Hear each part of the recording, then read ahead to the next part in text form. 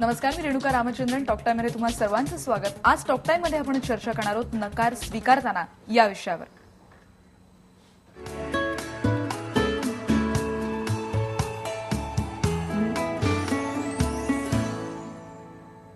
लग्न हा आयुष्यातला महत्वाचा टप्पा. योग्य साथीदार मिळणं हे त्यातून खूप महत्वाचं आणि यात एकमेकांची योग्यता आणि सूर अर्थात वेव्हलेन्थ जुळणं ही तितकंच महत्वाचं असतं.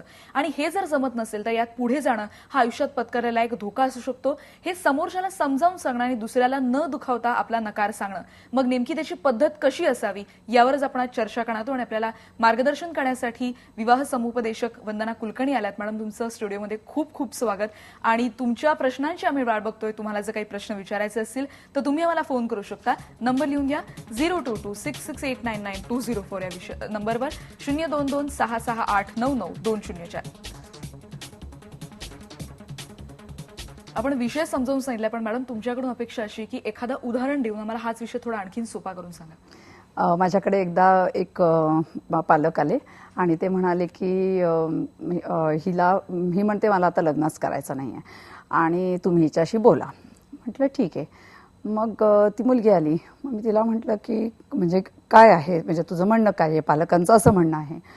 तर ती असं म्हणाली की मला लग्न करायचं नाही असं नाहीये, पण मी होकार नकाराच्या खेळाला खूप कंटाळली आहे.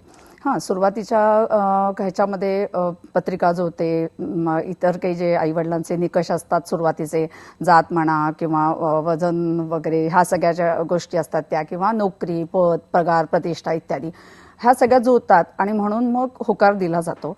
पण प्रत्यक्ष मुलाला भेटल्यानंतर असं लक्षात येतं की आपल्याला जोडीदार म्हणून जे हवंय तर ते ह्यातल्या अनेक गोष्टी ह्या मुलामध्ये नाहीयेत. मग त्याचा तो स्वभाव असू शकतो, त्याच्या आवडीनिवडी असू शकतात, त्याच्या एकंदरीत आयुष्याविषयी संकल्पना असू शकतात.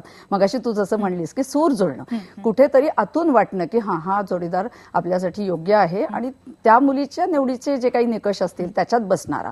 तसं जर नसेल आणि त्या मुलीला असं वाटलं की नाही, मला नाही हा मुलगा माझ्यासाठी योग्य वाटत आहे, जोडीदार योग्य नाही वाटत आहे, तर अशा वेळेला जर ती नकार द्यायला लागली तर आई वडील म्हणतात काय याच्यात नकार देण्यासारखं.